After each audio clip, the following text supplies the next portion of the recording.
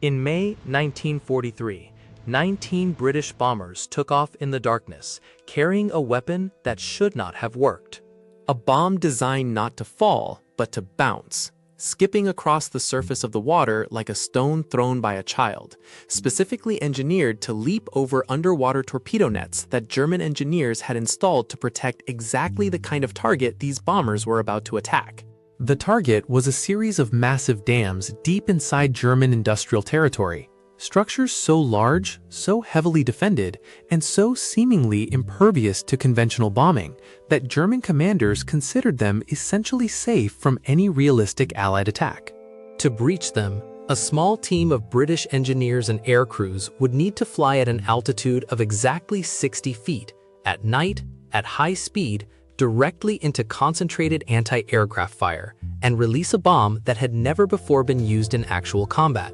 based on a physics principle that senior British military officials had initially dismissed as fantasy. This is the true story of the Dambusters Raid, officially known as Operation Chastise, one of the most audacious and technically extraordinary bombing missions of the entire Second World War. A mission built around an idea that almost nobody in a position of authority initially believed could possibly work. The strategic thinking behind this genuinely unusual mission began with a straightforward, if ambitious, premise. Germany's Ruhr Valley represented the industrial heart of the entire German war machine, a densely concentrated region of steel production, coal mining, and heavy manufacturing that supplied a substantial portion of the raw materials and finished industrial products essential to sustaining German military production throughout the war. This industrial region depended heavily on a series of large hydroelectric dams that provided both electrical power to local industry and, critically, a reliable water supply for the canals, cooling systems, and general industrial processes that heavy manufacturing in the region required. British military planners recognized that successfully destroying these dams could inflict severe, potentially prolonged damage on German industrial capacity in the Ruhr Valley, both through the immediate destructive flooding that would result from the sudden release of the enormous reservoirs held back by the dams, and through the longer-term disruption to power generation and water supply that German industry in the region would suffer in the aftermath of any successful attack. The challenge was that these dams had been specifically engineered from the very beginning of their construction decades earlier to withstand exactly the kind of conventional attack that anyone seeking to destroy them might reasonably attempt.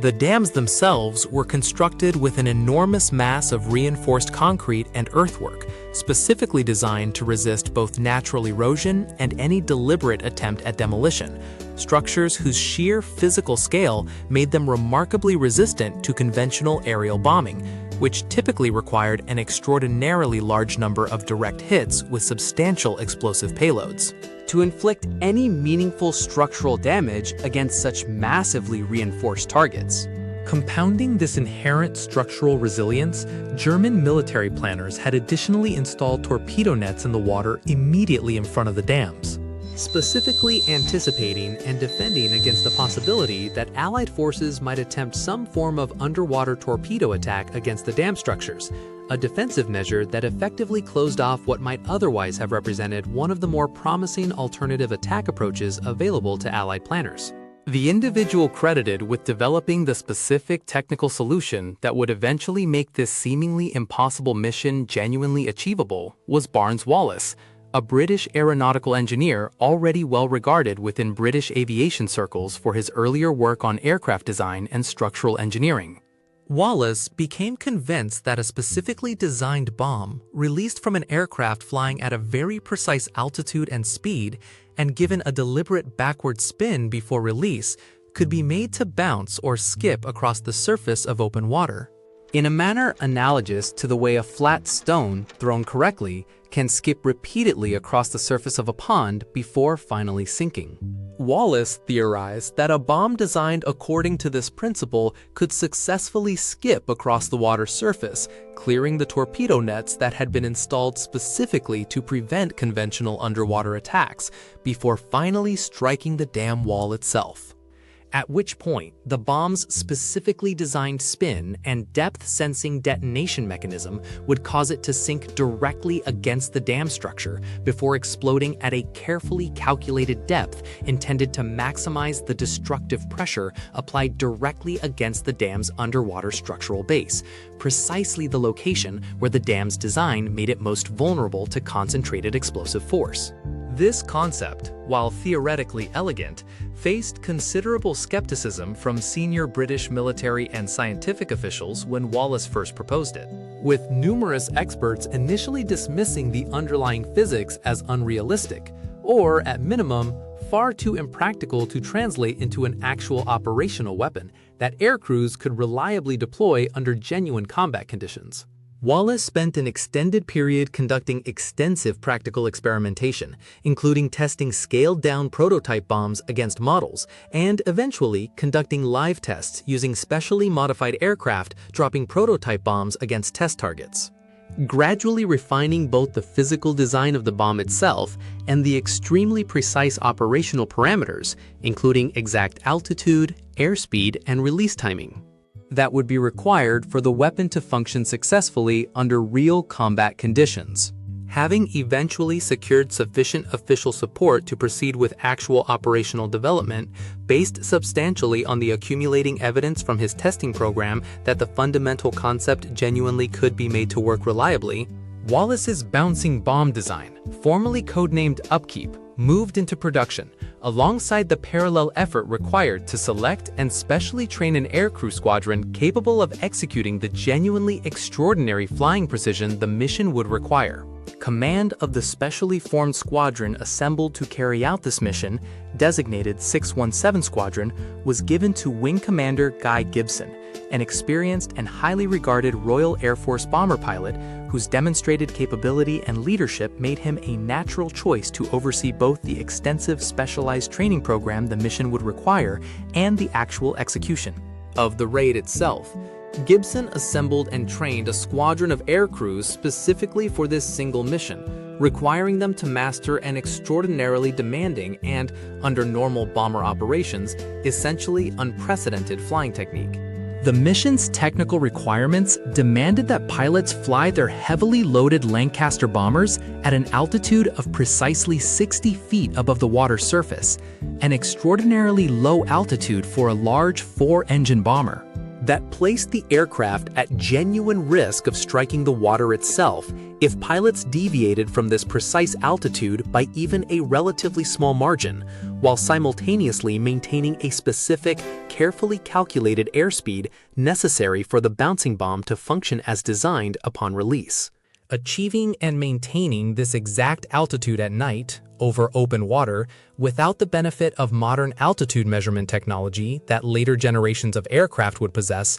represented one of the single greatest technical challenges of the entire mission, one that required considerable creative problem-solving from the squadron's training team. The specific solution developed to address this altitude measurement challenge involved a deceptively simple but genuinely effective technique using two separate spotlights mounted on the underside of each aircraft, angled specifically so that the two resulting beams of light would only converge into a single visible point on the water surface below. When the aircraft was flying at precisely the correct 60-foot altitude required for the mission, providing pilots with an immediate, easily interpreted visual confirmation of their exact altitude that did not depend on more traditional, less reliable altimeter instruments that were not sufficiently precise for the extraordinarily narrow altitude tolerance this particular mission required. Beyond the challenge of altitude, aircrews also needed to master the precise timing and technique required to release the bouncing bomb at exactly the correct distance from the target dam, close enough that the bomb would complete its bouncing trajectory and strike the dam wall, with sufficient remaining momentum, but far enough to allow the aircraft itself sufficient distance to safely clear the dam structure after release. All while flying directly into concentrated anti-aircraft defenses that German forces had positioned specifically to protect these strategically vital dam installations. On the night of May 16, 1943, 19 specially modified Lancaster bombers of 617 Squadron departed from their base in England. Organized into separate formations, each assigned to attack one of several major dam targets within the Ruhr Valley and surrounding regions, flying at extremely low altitude for much of their approach, specifically to avoid detection by German radar systems, a tactic that, while reducing the risk of early detection, also significantly increased the immediate danger to the air crews themselves, given the inherent risks of sustained low-altitude night flying over unfamiliar, often hazardous terrain. The raid's primary target was the Möhne Dam, one of the largest and most strategically significant dam structures in the entire region, and the initial wave of aircraft assigned to attack it faced the genuine, first, real-world test of whether Wallis's bouncing bomb concept would actually perform as intended under genuine combat conditions. Against a heavily defended target,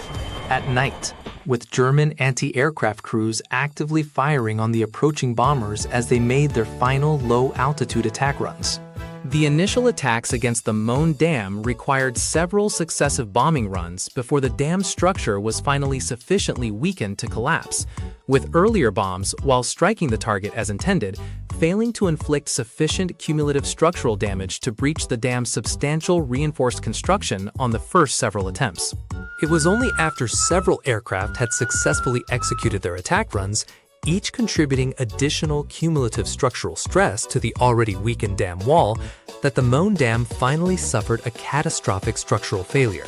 unleashing an enormous, sudden flood of water downstream into the valley below. A moment that air crews who witnessed it firsthand described as one of the most visually extraordinary sights of the entire war, an enormous wall of water surging through the breach with tremendous force, visible even from considerable altitude in the darkness.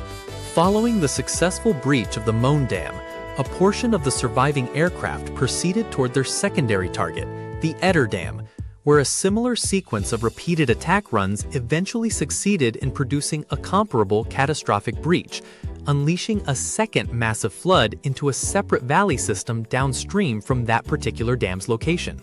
A third dam, the Sorpe Dam, of somewhat different structural design that made it considerably more resistant to the specific bouncing bomb technique that had proven so effective against the other two targets, was attacked but ultimately not successfully breached during the raid, illustrating that even this genuinely innovative weapon and tactic had clear technical limitations, depending on the specific structural characteristics of any given target. The human and material cost of the raid, both to the attacking air crews and to those living in the areas downstream from the breached dams, proved to be considerably more severe and complex than the raid's immediate tactical success against the dam structures themselves might suggest in isolation. Of the 19 aircraft that had departed on the mission, 8 were lost during the operation, either shot down by German anti-aircraft defenses during their extraordinarily dangerous low-altitude attack runs, or lost due to the general hazards of sustained night flying at such minimal altitude over unfamiliar terrain, resulting in the deaths of 53 aircrew members, a casualty rate that reflected just how genuinely dangerous this specific mission profile had been, even before accounting for the additional risks inherent in attacking such heavily defended targets. The flooding that resulted from the successful dam breaches inflicted substantial damage across the valleys downstream from both the Möhne and Eder dams, destroying homes, agricultural land, industrial facilities, and infrastructure across a considerable area, while also, tragically, resulting in significant civilian casualties among German residents living in the flood path, alongside in a further layer of tragedy that has received increasing historical attention in recent decades, substantial casualties among forced laborers and prisoners of war, including a significant number of Soviet prisoners being held in camps located within the flood zone. Individuals who had no meaningful ability to evacuate or protect themselves from the sudden, catastrophic flooding that struck with minimal warning in the middle of the night. The immediate propaganda and morale value of the raid, from the British perspective, proved considerably more significant and more readily achievable than its longer-term strategic impact on German industrial production ultimately turned out to be. News of the successful attack generated substantial positive publicity and morale benefit within Britain and among allied nations, presented as a dramatic demonstration of British technical ingenuity and operational daring, at a moment in the war when positive dramatic military news remained genuinely valuable for sustaining domestic and allied morale. The longer-term material impact on German industrial capacity, however, proved to be considerably more limited and shorter-lived than initial assessments and public celebration of the raid's success might have suggested. German authorities mobilized substantial labor and material resources to repair the breached dams with remarkable speed, restoring the Mona Dam to functional capacity within a matter of months following the raid. A recovery effort that benefited significantly from German engineers' prior familiarity with the dam's construction, and from the substantial forced labor resources German authorities were willing to mobilize for the urgent repair effort. Historians examining the raid's actual longer-term impact on German war production have generally concluded that while the raid inflicted genuine, significant short-term disruption and damage, its lasting strategic impact on overall German industrial capacity was considerably more modest than the raid's dramatic, immediate tactical success and substantial propaganda value might otherwise suggest. This more nuanced historical assessment does not diminish the genuinely extraordinary technical and operational achievement the raid represented, in purely military and engineering terms, a mission that required developing an entirely novel weapon based on a physics principle senior officials had initially dismissed as impractical, training aircrews to execute a genuinely unprecedented and extraordinarily demanding flying technique, and successfully executing a complex multi-target attack against heavily defended structures specifically engineered to resist exactly this kind of assault, all accomplished through the kind of close, sustained collaboration between engineering innovation and operational aircrew execution that represented one of the more remarkable examples of applied wartime technical problem-solving to emerge from the entire conflict. Wing Commander Guy Gibson, who personally led the raid and survived the mission, was awarded the Victoria Cross, Britain's highest military honor, in recognition of his leadership throughout the operation, though he would himself be killed later in the war, in 1944, during a subsequent bombing mission. A fate that befell a substantial number of the raid's surviving participants in the months and years following their participation in what would become one of the most celebrated single missions of the entire British wartime bombing campaign. Barnes Wallis, the engineer whose persistent advocacy and technical innovation had made the entire mission conceptually possible in the first place, continued his aeronautical engineering career throughout the remainder of the war and for decades afterward, going on to make additional significant contributions to British aviation and aerospace engineering. Though the bouncing bomb and the Dambusters Raid itself would remain the achievement most closely associated with his name for the remainder of his long career, and throughout the extensive public recognition his innovative wartime work would eventually receive. In the decades since the war's end, the Dambusters Raid has become one of the most widely celebrated and culturally memorable individual missions of the entire British wartime bombing campaign, commemorated through books, films, and sustained public fascination with both the genuinely remarkable engineering ingenuity, the bouncing bomb represented, and the extraordinary flying skill and courage the mission required from its participating aircrews. This enduring popular celebration has, in more recent decades, increasingly been accompanied by a more complete, historically nuanced accounting of the raid's genuine human costs, including the civilian and forced labor casualties that resulted from the flooding, and a more measured historical assessment of the raid's actual longer-term strategic impact on German war production, contributing to a fuller, more complete understanding of a mission that remains, by any measure, one of the more genuinely extraordinary examples of applied engineering innovation and operational daring to emerge from the entire Second World War. This has been Forgotten Frontlines. Every story we bring you is researched, written, and brought to life by the V-Team, because some battles deserve to be remembered, no matter how strange, no matter how forgotten. If this story moved you, like this video, share it with someone who loves history, and subscribe for more forgotten stories from the front lines of the past. We'll see you in the next one.